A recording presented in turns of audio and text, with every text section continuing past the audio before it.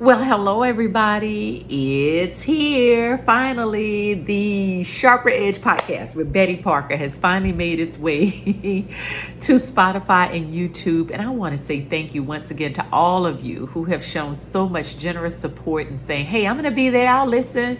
And even, especially people like Richie Barnes from Columbia, South Carolina, who immediately showed up for the podcast when it wasn't even up yet. He's over there saying, hey, I thought the podcast was today. Thank you, Richie, for your enthusiasm. But it starts today as it is here. And I know you are going to be a part of watching this today, as will so many of the others of you who said you would. So thank you for this. All right, so let me just hop to it.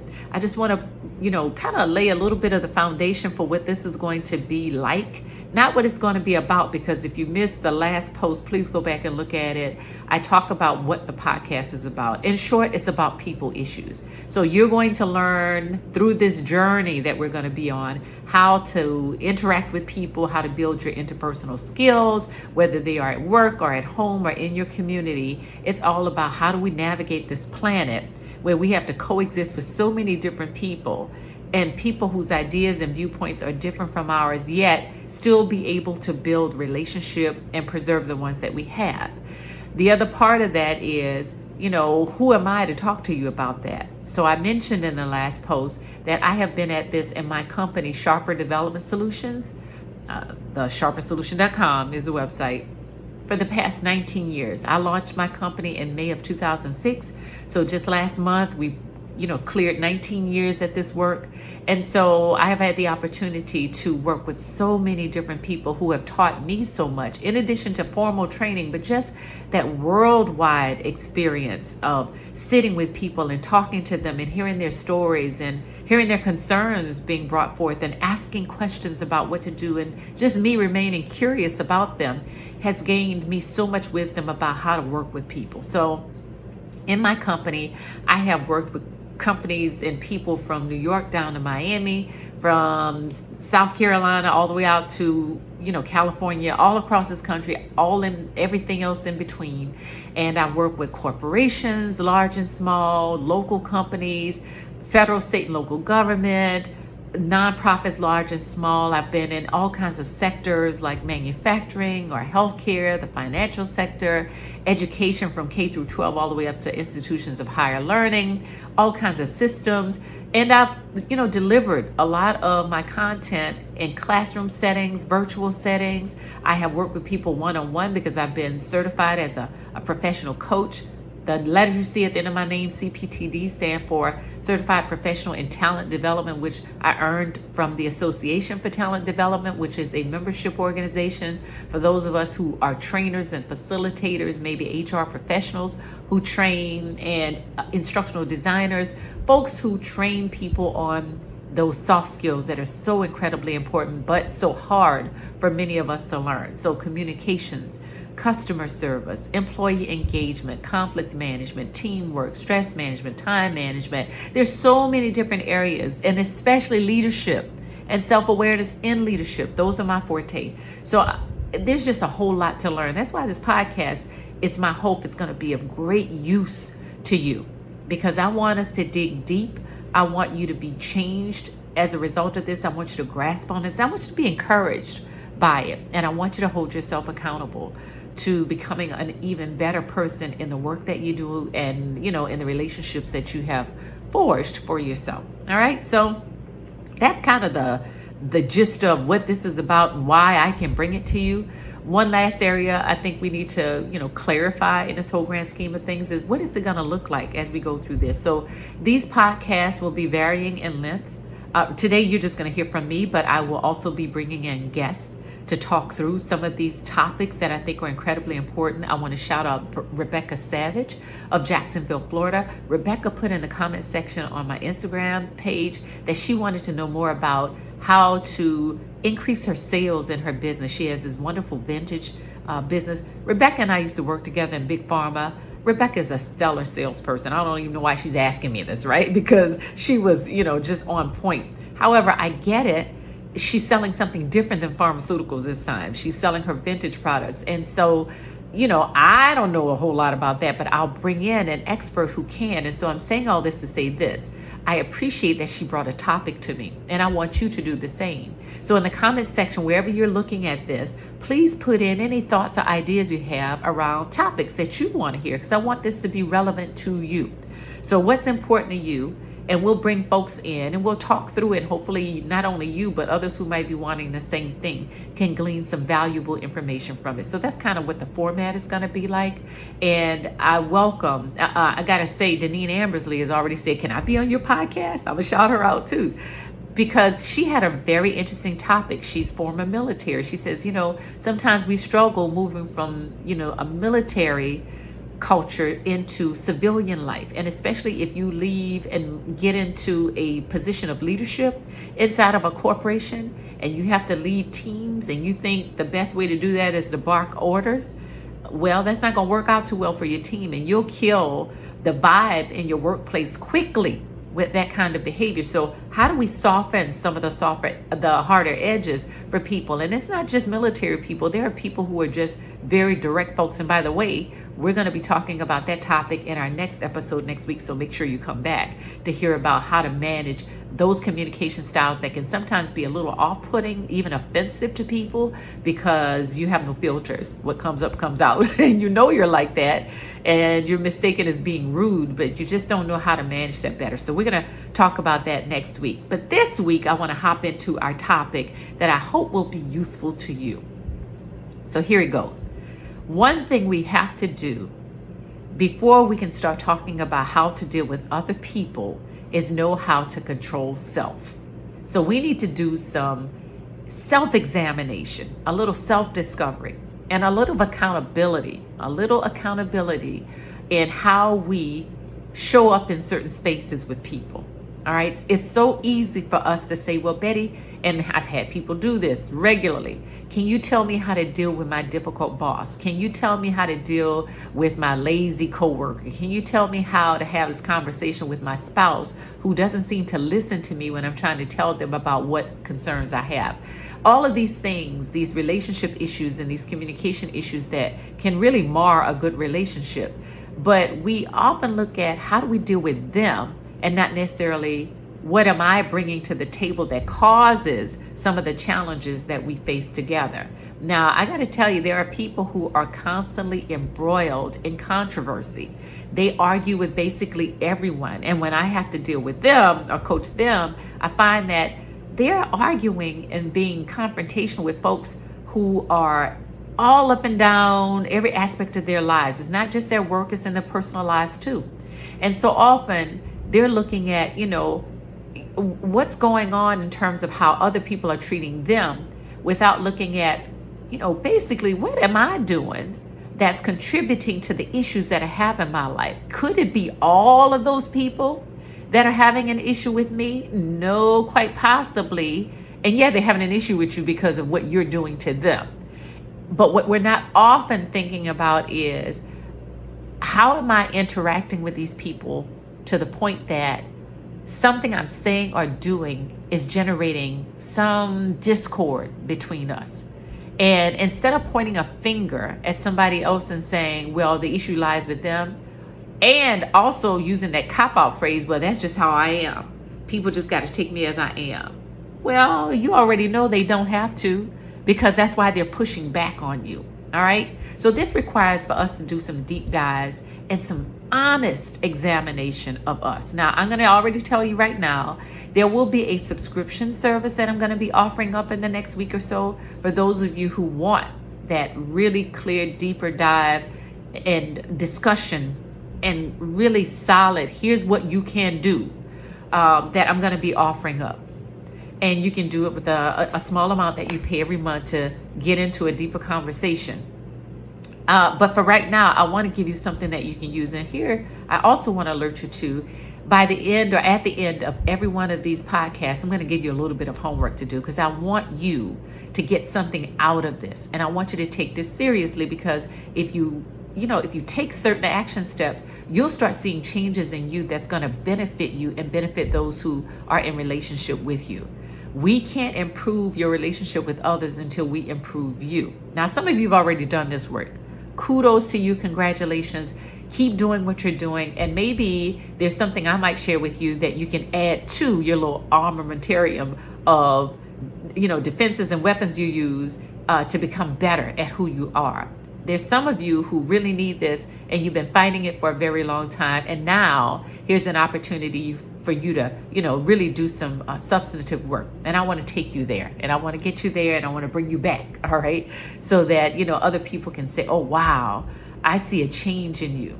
All right. So one of the areas that we're going to, in this whole, because one of my fortes is self-awareness. So I teach this more than anything. Before I can teach you how to deal with other people, I have to teach you how not to self-sabotage.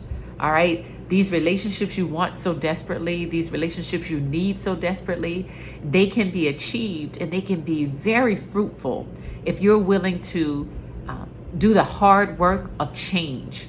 And people don't like the change. We don't like the word change. We don't like rapid change. We don't like frequent change. We have kind of gotten into our groove, our little comfort zone, and we don't want anybody messing with us. And we will sit and point fingers everywhere else while we are constantly taking fire because we haven't been able to accept those things about us that need some work. So I want to take you to a quote. And I've looked everywhere for how to pronounce this guy's name. I can't find his first name. I can't find out if he's a philosopher. So just bear with me on it. But it's about the quote.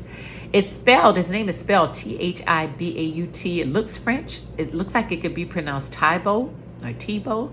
Regardless, here's his quote, and I wrote it up here so you're going to see me look this way. It says, your ego, let's go there, all right? We got to start with the ego because that's the thing that's kind of getting in our way when we are trying to do this work of self-examination and self-acceptance.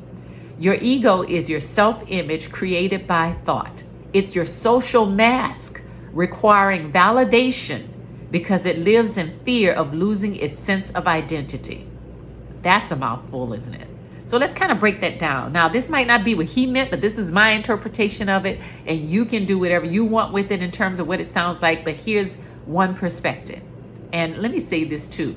In building relationship with people, it's not always about one perspective, that being yours.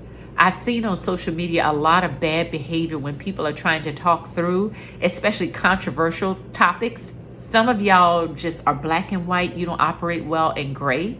So the way you approach it is, here's my idea. Here's how I see it. And this is the way it is. And you don't leave room for anybody else to have another opinion. If their opinion doesn't jive with yours, then they're the one that's wrong and you're right. And you set up a win-lose situation that way. So now we're no longer having a substantive discourse that's respectful. We're arguing. It's confrontation. And I go into social media, just like so many of you, we run to the comments when we see something, right? Especially if it's controversial. So I run to the comments, not to comment. I don't often comment on a lot of controversial topics, but I'm watching how the conversation goes. And here's the deal. I won't have conversations that often on social media around confrontational or controversial topics for this reason, because you can't. Those kinds of topics require that you sit across from somebody and you can have a volley of discussion, comments, ideas thrown around, an opportunity to think and to hear and to see people's reactions. When you're sitting there trying to type things, we already know that so much can get lost in translation. It's easy for somebody to hijack your conversation and take your meaning out of context. There's so many things that can go wrong, and you don't even have time to come right back and say something to somebody so that the conversation doesn't lose momentum. So, and everybody else is jumping in the fray. So it loses, the real respect that can come out of something that's meaningful. So I won't get into it, but I do love going in there to seeing how other people are responding. And so when it's controversial, oftentimes both sides are right. That's why it's controversial. It's great. So they have their, team A, perspective A has their, legit concerns and it makes sense. And, team B or perspective B has their legit concerns and it makes sense as well. There's this gray area that says, even though both of you are right, both of you can also be wrong. And we don't want to talk about that. So all we do is bicker. We challenge each other in the worst ways. And so nothing really gets achieved in that. And what's at the core of that is ego, because ego says, I'm right and you're wrong. Ego says, I don't want to listen to what you have to say. And so ego gets in the way of us being able to stay open to feedback, to other people's input. And it also prevents us from being honest with ourselves in how we are and what we do. So if I go back to this quote, your ego is your self-image created by thought. It's about how you see you and how you see you in comparison to other people as well. And you want to see yourself, in this strong way, in this way that says, I'm the best thing since sliced bread. I'm the best thing there is out here in my mind. And so you need to see me in that same way, even if what we're presenting to people is inauthentic. I want you to think about that. How often have we faked it? How often have we put something forward, especially in social media, but it happens in person as well, where we want people to think of us in a particular way that is beyond what is true for us. We might be deep in our struggles and our battles, and we don't want anybody to know, so we put up the facade. That social mask, that's the second part of that quote.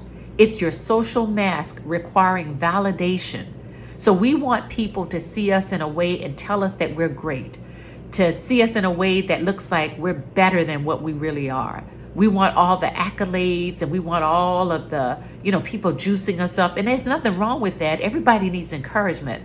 But if it's built on something that's false, then that encouragement should fall short in your eyes, simply because they are encouraging something that's not really you.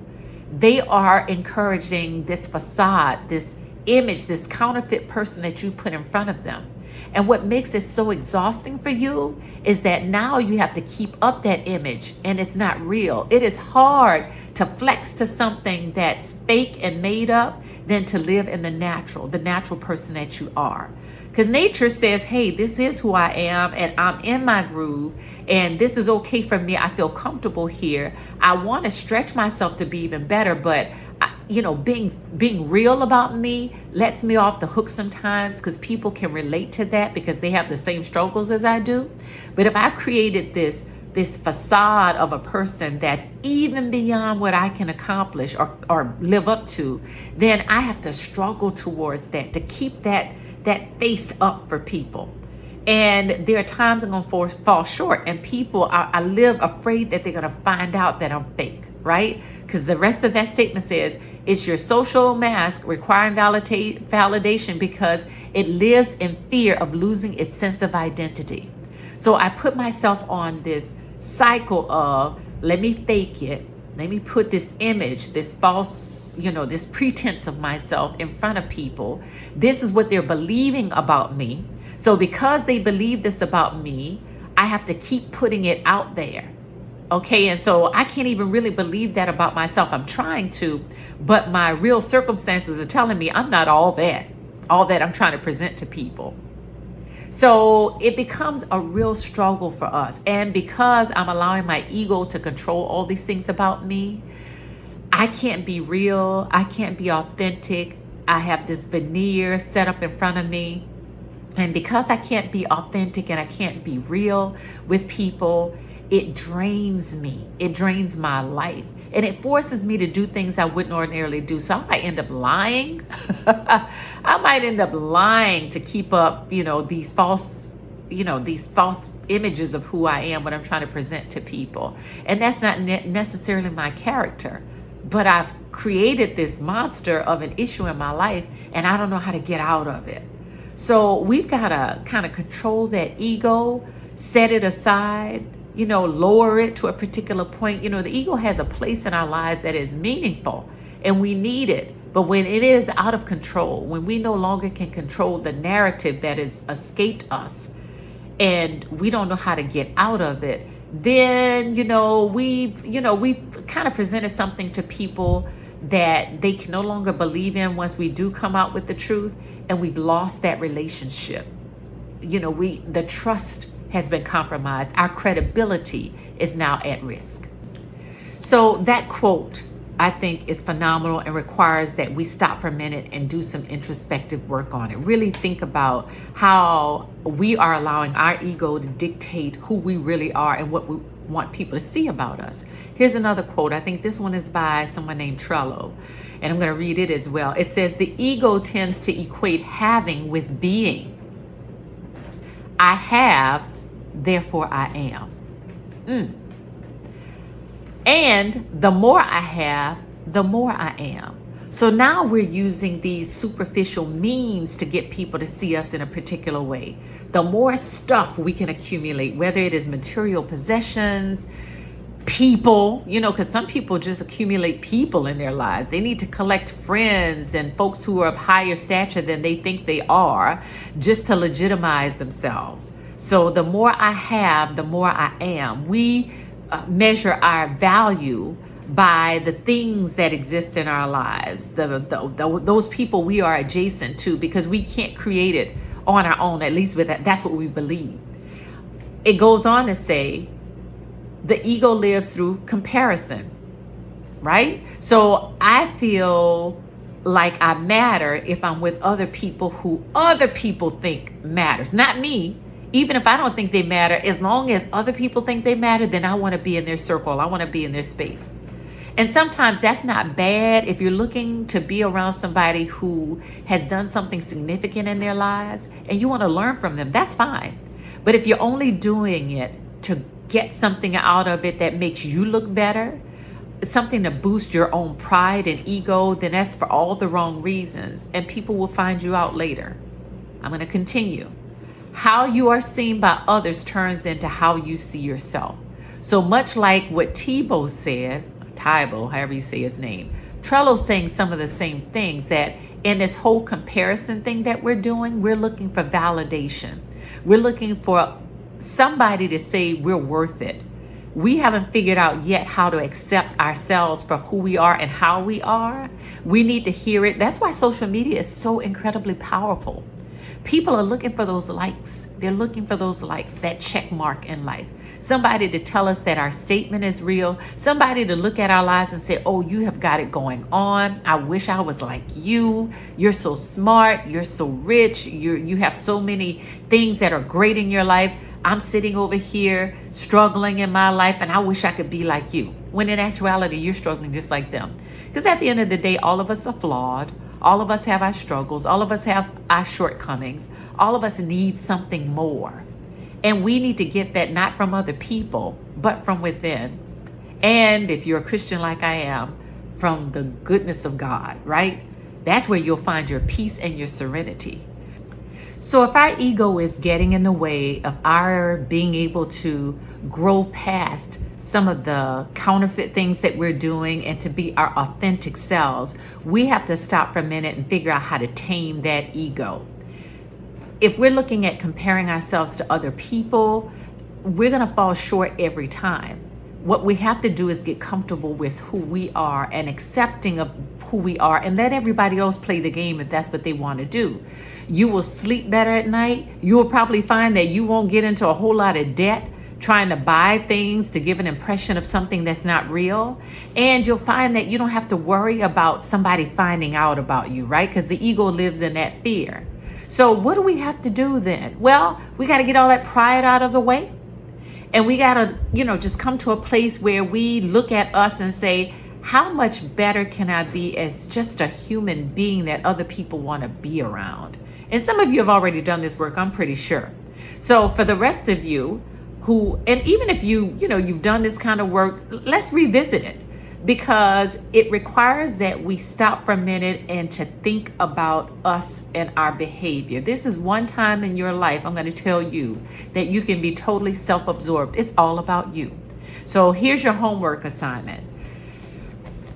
Take some time out of your day, very short period of time, for the next 21 days to do some introspective work. And that just means find a quiet place without distractions.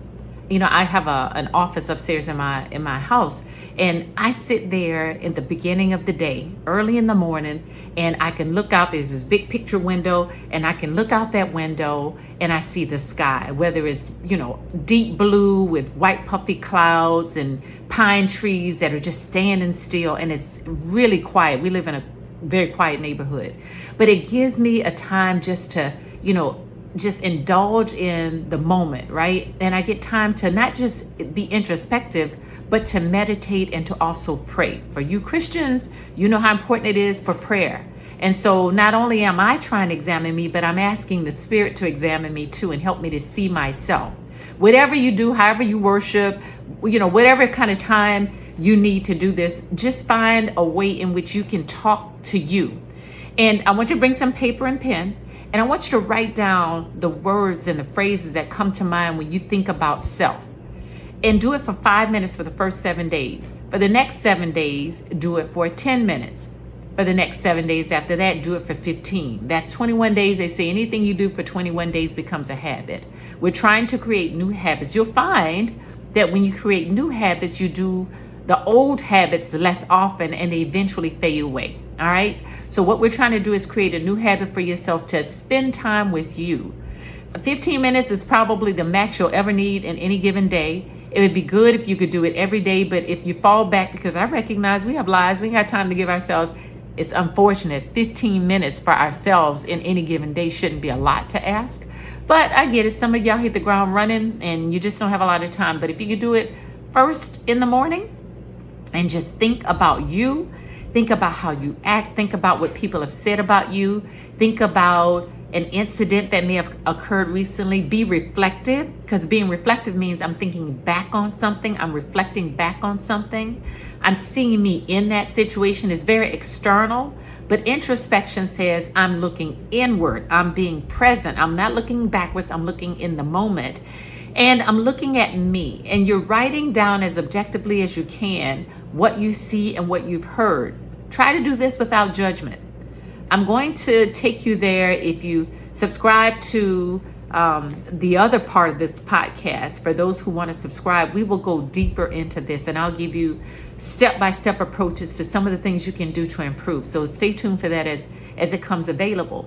But for today, just take this one easy, simple step in terms of, making it happen. But it can be very difficult because sometimes what we see in ourselves, we don't want to see. We don't want to face the reality of who we are.